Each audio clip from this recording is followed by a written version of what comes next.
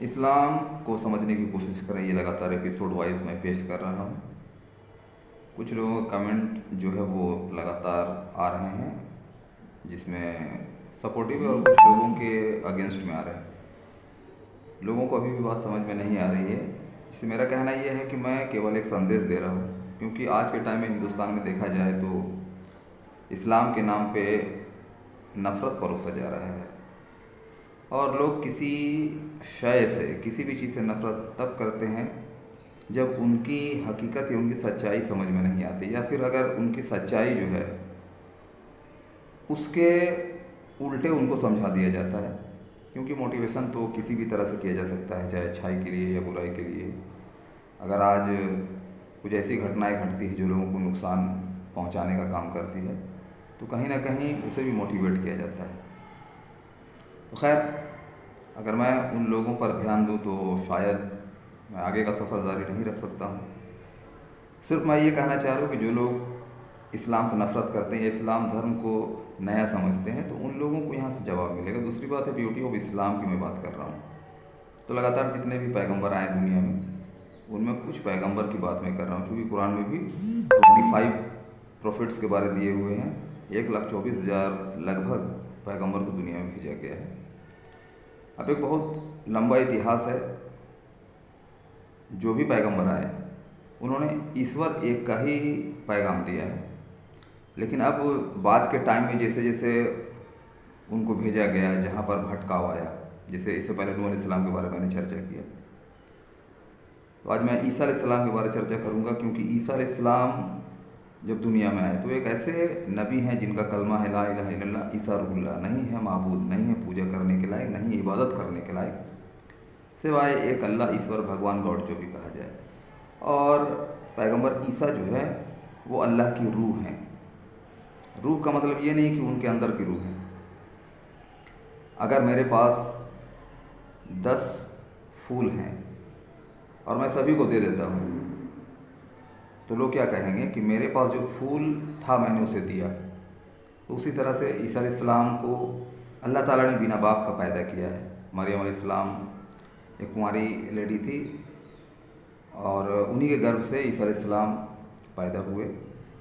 पैदा होने के बाद जब वो बड़े हुए तो उन्होंने ईश्वर एक का ही नारा बुलंद किया, और उनके साथ जो हुआ ये बाइबल में दर्ज है, लोग पढ़ सकते हैं। और उन पर जो किताब नाजिल फरमाई गई थी उसका नाम इंजील है, बाद में उसका नाम बाइबल दिया गया।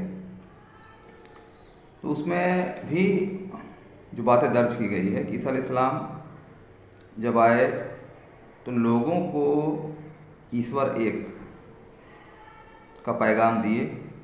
उनके अंदर एक खासियत थी कि वो बीमारों को अच्छा कर दिया करते थे। अगर कोई अंधा होता था उनको छू दिया करते थे, वो ठीक हो जाया करते थे। मुर्दों को ज़िंदा कर दिया करते थे। उनके अंदर एक मिरेकल पावर कुदरत ने दे रखा था। लेकिन उसने कभी भी ये नहीं कहा कि मैं खुदा हूँ या मेरी परस्तिश करो। एक शायर ने कहा है, लज्जत से नहीं खाली जानों का कफ़ाया जाना, कब खिज़्र मसीहा ने मरने का मज़ा जाना। खिज़्र अलैहिस्सलाम और ईसा अलैहिस्सलाम को मौत नहीं आई है, उसे सीधे आसमान पर उठा लिया गया है। क़यामत से पहले उनको फिर से ज़मीन पर लाया जाएगा। ये इस्लामिक पॉइंट ऑफ व्यू है। तो उन्होंने आगे का पैगाम देते हुए कहा था, क्योंकि उन्हें भी मालूम था कि जो दुनिया का आखिरी पैगंबर होगा उनका नाम मोहम्मद होगा। तो उन्होंने यूहन्ना में ये बातें दर्ज की है, वो मैं सामने पेश करूँगा।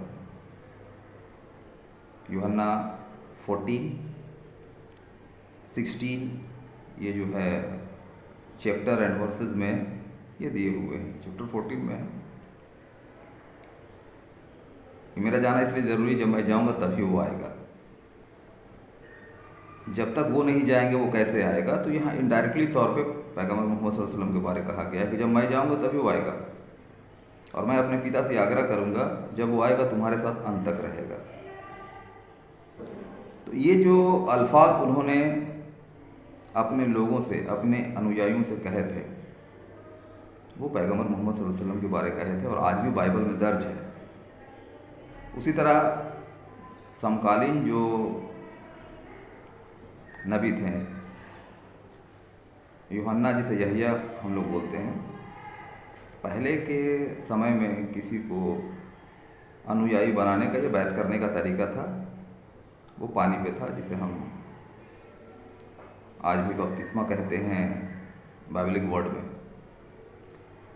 यूहन्ना कुछ लोगों को बैत कर रहे थे पानी से, और वहाँ पर कुछ यहूदी पार हो रहे थे, तो उन्होंने देखा तो उनके पास आए और पूछे क्या आप अल्लाह के नबी हैं?